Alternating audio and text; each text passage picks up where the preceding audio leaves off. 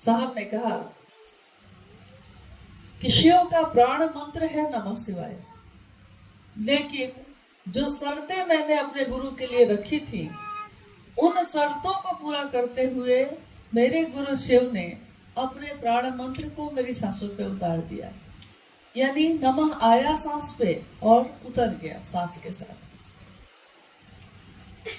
आज तक किसी में ये साहस नहीं हुआ कि शिव का जो प्राण मंत्र है उसको कोई तोड़ दे।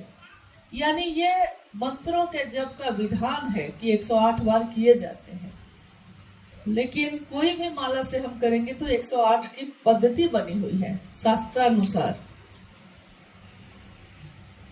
हमारा मानसिक स्तर, हमारी चेतना इतने अंधेरे में है कि हम थोड़ी भी रोशनी होगी तब ना और रोशनी लाएंगे। इतने गहन अंधेरे में है कि हमारा मन ये भी समझने को तैयार नहीं कि कैसे प्रणाम करें, नमन कैसे करें। 108 बार भी नहीं हो रहा, हाथों से माला छूट जाती है और आंखें बंद हो जाती हैं, नींद आने लगती है। तो साहब ने इसका भी रास्ता निकाला। यानी हम जितने नीचे स्तर पे रहे, हमारा मन जहां से समझ सकता था वहां तक उतर कर उन्होंने हमारे मन को समझाया और शिव की तरफ लेकर चले। तो उन्होंने कहा कि आप टुकड़े टुकड़े में भी कर सकते हैं। आज तक किसी ने, आप कहीं पढ़ लीजिए, किसी से पूछ लीजिए, किसी ने कभी आज तक ये नहीं कहा कि आप टुकड़े टुकड़े में कर सकते हैं। उन्होंने टुकड़े टुकड़े में किया। कल हम लोग यही बात कर रहे थे कि देखिए साहब ने कितनी बातें कही, कितनी बातें लिखी। हम में से बहुत सारे लोग उसको पढ़ते हैं, सुनाते हैं और सुनते हैं, लेकिन उन्होंने किस बात को किस भाव में लिखा, हम में से कितने लोग इस बात को समझ पाए। शब्द तो वही होते हैं, लेकिन जो जिस शब्द का जैसा अर्थ निकालता है उसके लिए उस शब्द का वही मतलब हो जाता है। शब्द एक ही होता है, लेकिन उसके अर्थ सबके लिए अलग अलग होते हैं। तो जब साहब ने कहा कि टुकड़े टुकड़े में करिए, तो कुछ लोगों ने माला ही तोड़ दी। उन्होंने कहा कि साहब कहे हैं कि 108 की माला अब टुकड़े टुकड़े में करो, तो माला ही तोड़ देते हैं। तो कुछ लोगों ने माला भी तोड़ दी, लेकिन ठीक है, पता चला साहब को तो हंसे उनको। देखिए हंसने की तो बात है, हम लोग उनके लिए बच्चे ही तो है। बच्चा नहीं समझ पाता तो 2 को 4 की जगह पे 5 बोलता है, वो तो ऐसा ही बोलेगा क्योंकि हमको आता ही क्या है। तो उन्होंने कहा कि अरे भाई, मैंने टुकड़े टुकड़े में माला करने नहीं कहा था, नमः शिवाय मंत्र को कहा था कि जितनी देर टिकता है मन उतनी देर ही टिका के महादेव को प्रणाम करने की कोशिश करिए। महादेव की ऊर्जा, महादेव की ताकत, महादेव की शक्ति, इसका आकलन इस धरती के लोग, हम लोग करना चाहें तो कैसे करें? क्योंकि हमारी सोचने की एक सीमा है, हमारे देखने की एक सीमा है, हमारे सुनने की भी एक सीमा है। कुछ दूर के बाद हमारी आंखें नहीं दिखती, कुछ दूर के बाद हमारी आवाज नहीं पहुंचती, कुछ दूर के बाद हम किसी की आवाज नहीं सुन पाते। तो उस स्थिति में सूक्ष्माति सूक्ष्म परम सत्ता शिव, उसको हम कैसे समझते? तो जब शिव को, जो बहुत ही सूक्ष्म है, सूक्ष्माति सूक्ष्म है, जब हम उनको न देख पा रहे हैं न सुन पा रहे हैं, तो उसी ऊर्जा का संचरण एक मानव तन में हुआ, ताकि हमारे आपके जैसे लोग सुन सके और समझ सके। और वो मानव तन क्यों नहीं किसी और का हुआ? क्यों ऐसा हुआ कि अविश्वास में थे साहब, लेकिन शिव ने तो चुना उन्हीं को। उस ऊर्जा का संचरण हुआ तो उन्हीं के माध्यम से। तो ये हुआ और हम लोगों ने इस बात का एहसास करना शुरू किया।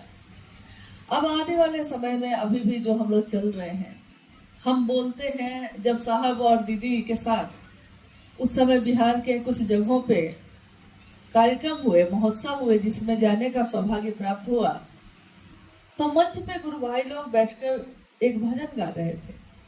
पहली बार मैंने इस शब्द को सुना था वहां कि स्वागत है युग पुरुष तुम्हारा, तुमने जमी पे गुरु शिव को उतारा।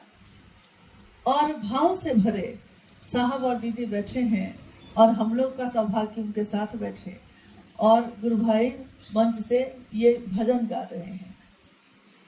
तो मेरे मन में जो समय आया कि ये युग पुरुष कह रहे हैं साहब को, और स्वागत कर रहे हैं उनका कि तुमने जमीन पे गुरु शिव को उतारा। यानी हम आज ये बात नहीं कर रहे हैं, ये तो मुझसे भी पहले से जो शिव से साहब के माध्यम से बने, ये तो उनकी भी भावना वही है, आज हमारी भावना भी वही है कि हम उनका स्वागत करने की कोशिश करते हैं कि उन्होंने शिव को जमीन पे उतार दिया। बहुत पहले कहानियों में कभी हमने सुना कि माँ गंगा का जब अवतरण हुआ, माँ गंगा जब धरती पे आई तो राजा भगीरथ ने कितनी तपस्या की, बड़ी मुश्किल से। पूरी कहानी सबको ज्यादातर सुनते ही हैं अपने घरों में। बड़ी मुश्किल से, बहुत कठिन तपस्या के बाद गंगा उतरी। लेकिन गंगा उतरी तो उसके पीछे भी बात हुई कि गंगा का वेग इतना है कि ये धरती उसको बर्दाश्त नहीं कर सकेगी। इतनी तेजी से जो उतरेगा, इतने वेग और इतने प्रवाह के साथ जो उतरेगा, उसका भार, उसका तेज ये धरती बर्दाश्त नहीं कर पा रही थी, नहीं करती, पूरी धरती खत्म हो जाती। तो वो महादेव के पास गए और महादेव ने उनकी प्रार्थना सुनकर माँ गंगा को अपनी जटाओं में लपेट लिया। कहानी यही कहती है, किसी न किसी ने तो ये लिखा होगा, किसी ने किसी को सुनाया होगा, जटाओं में लपेट लिया। यानी एक गंगा का वेग ये धरती बर्दाश्त नहीं कर सकती थी, और सीधे शिव का वेग कैसे बर्दाश्त करती। कभी हम लोग सोचे इस पे कि एक नदी, माँ गंगा जिनको हम कहते हैं, उनका प्रवाह इतना तेज है कि वो धरती बर्दाश्त नहीं करती, खत्म हो जाती, और उनको जटाओं में से उन्हें लपेट लिया। और जिसने सीधे शिव को ही जमीन पे उतारने की बात कही, और कोई आराधना नहीं, कोई तपस्या नहीं, कोई साधना मंत्रों का जप नहीं, मात्र भाव। क्योंकि ये सारे कर्म कांड करके भी अगर भाव शामिल नहीं है तो सारी चीजें व्यर्थ हैं। हम सारा आयोजन कर दें, हम सारी सजावट कर दें, लेकिन अगर मेरे मन में आपके लिए प्रेम नहीं है तो सारी सजावट व्यर्थ है। किसी पत्नी से कहिए, पूछिए कि अगर उसका पति उसको, मान लीजिए वो कहती है कि पति तो प्रेम करता है, उसके लिए घर बनवा दे, गहनों से लाद दे, कपड़े ही कपड़े दे दे, सारा सुख सुविधा दे दे, और पति का भाव नहीं दे, उस पत्नी के लिए उन चीजों का क्या मोल है, उस सजावट का क्या मोल। यानी कोई भी रिश्ता जब होता है तो उसमें भाव अगर नहीं है तो सारी चीजें व्यर्थ हैं। साहब ने यही तो किया, खड़े हो गए इस विचार पे कि शिव मेरे हैं, तो पूरी दुनिया इधर से उधर हो गई, घर बाहर के लोग इधर से उधर हो गए, लेकिन वो एक जगह खड़े हो गए तो हो गए। उन्होंने रास्ता नहीं बदला, उन्होंने शिव के लिए किसी से समझौता नहीं किया, बाकी चीजों में किया, लेकिन महादेव के लिए नहीं किया। और हम आप क्या समझते हैं कि यही ना साहब जो दुबले पतले से हैं, यही ना जो कुर्ता पजामा पहन के बैठे हैं, यही ना जो पान खा रहे हैं। कोई ला दिया पान तो साहब खा लिए, गुरु भाई गुरुबान कोई ला दिए हैं तो साहब खा रहे हैं, तो यही ना साहब। यही कभी उस नंबरदार ने भी सोचा था, वही ना महादेव जो मेरे मंदिर में रहता है, जो मेरे गांव में रहता है। और जैसे ही सोचा तो नदी में डूबने लगा।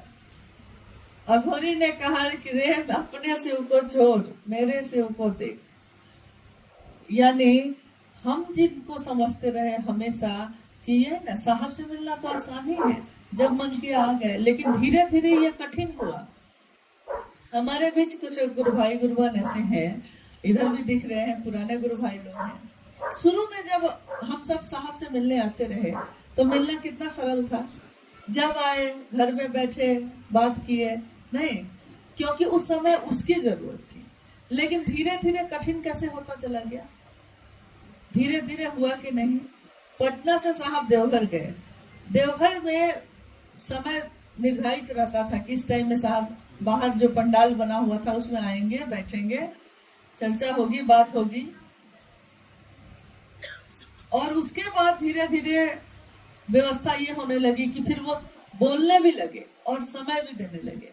उन्होंने कहा कि मुझसे मिलना कठिन होता जाएगा, शायद महादेव से मिलना आपका आसान होगा, लेकिन हरिंद्रानंद से मिलना बहुत कठिन होगा। इतना आसान नहीं है, लेकिन उन्होंने अपने आप को आसान बनाया था इसलिए कि हम लोग महादेव की तरफ चल सकें, एक निष्ठ हो, समर्पित हो। और ऐसा हुआ कि आने वाले समय में जो उन्होंने कहा चरितार्थ भी हुआ। सबको लगा कि साहब तो पहले कितने आराम से मिलते थे, अब साहब समय देते हैं, समय देकर बुलाते हैं। 10 आदमी कहते हैं तो 10 ही आदमी से मिलते हैं, 2 आदमी ज्यादा हो जाए तो बिगड़ते हैं। लेकिन साहब की यह भावना कभी नहीं रही है कि वो बिगड़ेंगे किसी पे। उन्होंने हमेशा ये कहा, जो हम लोगों ने सुना, जो उन्होंने कहा कि सालों से मैं सबसे महादेव की ही बात कह रहा हूँ। मैंने महादेव की बात छोड़कर दूसरी कोई बात किसी से नहीं की। मैंने कितने लोगों ने मेरा साथ छोड़ा, कितने लोग आए फिर चुप गए, कितने लोग साथ रहते हुए भी अपना मनमानी करते रहे, तब भी मैंने किसी को नहीं छोड़ा। आज भी मैं उन सभी को खोजता हूँ, मैंने किसी को नहीं छोड़ा। क्योंकि अगर मैं छोड़ दूंगा तो मेरे गुरु का संकल्प पूरा कैसे होगा। मैं क्या करूं, छोड़ दूं आपको, लेकिन मैं छोड़ूंगा नहीं। मैं तो आपको शिव से बना के ही रहूंगा। जिन्होंने ये कहा और अपने आप को इतना आसान बनाया, अपने आप को इतना नरम बनाया, इतना नीचे किया कि कोई गुरु भाई गुरु बहन उनसे मिल सका, घंटों उनकी बात सुन सका, इसके पीछे उनका उद्देश्य क्या था? एकमात्र यही कि हर व्यक्ति जितना भी मेरे नजदीक आ सके सुने, मेरे साहब के द्वारा महादेव की बात सुने और महादेव की दिशा में चले। भीड़ बढ़ती चली गई, लोग बढ़ते चले गए, प्रतिदिन घोषणा पे घोषणा होने लगी। पहले 100 लोग बनते थे, कहीं किसी जिला में अगर 100 लोग की घोषणा होती थी तो साहब माँ को कहते थे कि बढ़िया खाना बनाओ, आज महादेव को मिठाई चढ़ाओ। उस जिला में 100 से ऊपर लोगों की घोषणा हो गई। कभी इतना कठिन था और आज ये रास्ता इतना सरल है कि हम लोग खड़े होकर 2 मिनट किसी से बात करते हैं तो वो शिव को अपना गुरु बना लेता है। यानी जो कांटों से भरा रास्ता था, उस रास्ते को साहब ने फूलों से भर दिया। उनके पैरों में कांटे लगे, उनके पैरों में छाले पड़े, लेकिन उन्होंने हमारे आपके जैसे लोगों को उन कांटों को चुभने नहीं दिया। मां नीलामानंद जी ने कहा कि आपके लौकिक कांटों को अगर आप शिव के रास्ते पे चलते रहें तो आपके पथ पे बिछे कांटों को मैं चुन लूंगी, छाया बनकर हमेशा आपके साथ रहूंगी। तो साहब और दीदी का जीवन, शिव और भगवती की अगर हम कल्पना करते हैं तो अगर वो शरीर में उतरे तो कैसे होंगे, उनकी ममता कैसी होगी, उनकी करुणा कैसी होगी, उनका कल्याणदाता स्वरूप कैसा होगा, ये उनके आचरण से, उनके जीवन से हम और आप समझते हैं। अब है कि शरीर की एक सीमा होती है। शरीर में कोई आया इस धरती पे तो काल उस पे लागू हुआ। जन्म की तिथि हुई तो शरीर के खत्म होने की तिथि भी निर्धारित हुई। तो स्वाभाविक है यहाँ भी ऐसा हुआ। लेकिन जब तक ऐसा हुआ तब तक साहब ने सभी जगहों पे असंख्य लाखों लोगों को, ऐसे लोगों को तैयार किया जो सही तरीके से महादेव के काम को संभालते रहेंगे। उन्होंने किसी एक व्यक्ति पे नहीं छोड़ा इसको, क्योंकि एक व्यक्ति से ये संभालने वाला काम ही नहीं है। महादेव का काम है, जगत स्तर पे होना है, कोई एक व्यक्ति इसको संभाल भी नहीं सकता। महादेव की दया है, साहब का आशीर्वाद है कि असंख्य गुरु भाई गुरु बहन आज जहाँ भी हैं, बहुत अच्छे मन से, जो साहब ने चाहा, निस्वार्थ मन से, बिना किसी कामना के, महादेव आप हमको क्या दीजिएगा क्या नहीं दीजिएगा, इस पे तो मुझको लगता है बहुत लोग सोचते भी नहीं पहले। लेकिन हम लोग सोचते थे कि महादेव को गुरु बनाया है तो क्या मिला, लेकिन कुछ वर्ष क्या बीते, ठीक है कुछ लोगों के लिए मोहब्बत तिजारत बनी, लेकिन कुछ लोगों के लिए, बहुतों के लिए ये मोहब्बत बनी, एक मजहब बना, एक धर्म ये बना। धर्म मतलब हिंदू मुस्लिम सिख ईसाई नहीं होता। धर्म मतलब वो जो एक इंसान धारित करता है, अपने जीवन में उसको उतारता है। तो शिव की शिष्यता आज हम सबों के लिए वही चीज है, हम अपने जीवन में धारित करते हैं, और जैसे जैसे हम ये करते हैं हम सब एक हो गए। बहुत पहले की एक बात है, मुझको लगता है 2006 या 7 की बात है। पटना में 4A/60 एक क्वार्टर था जिसमें साहब रहते थे। आप में से शायद कुछ गुरु भाई गुरु बहन उसमें आए होंगे जरूर। आप में से आए हैं? बेली रोड में जो था, तो शाम की चर्चा होती थी वहाँ। शाम की चर्चा में आसपास के जिले के भी कुछ लोग शामिल होते थे, गुरु भाई गुरु बहन। एक दिन एक गुरु भाई ने पूछा साहब से, संजोग से मैं भी बैठी थी वहां। उस गुरु भाई ने पूछा, पटना के गुरु भाई थे, उन्होंने साहब से पूछा कि साहब आखिर शरीर की तो एक सीमा होती है, और जब भी शरीर में कोई ऐसा व्यक्ति आया जिसने कोई मत दिया, कोई रास्ता दिखाया, कोई ईश्वर की तरफ जोड़ा, तो शुरू में सब एक होकर चले, लेकिन जब वो शरीर से नहीं रहे, शरीर से विलीन हो गए, सूक्ष्म हो गए, तो उनके बातों पे चलने वाले लोग 2 भाग या 3 भाग में हो गए।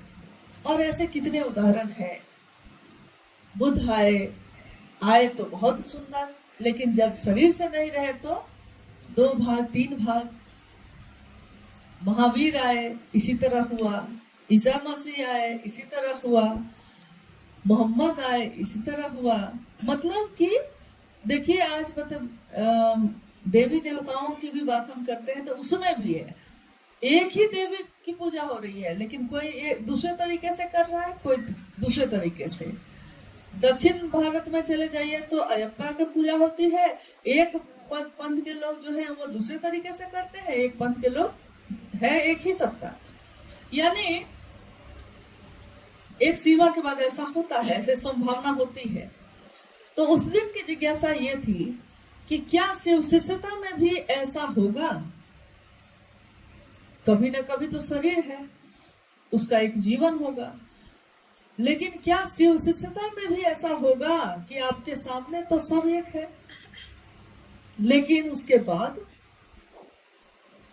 साहब ने शाम का समय था, छत पे चर्चा चल रही थी। साहब ने बड़े गंभीर भाव से कहा कि शिव की शिष्यता में इसका उल्टा होगा, शिव की शिष्यता में इसका विपरीत होगा।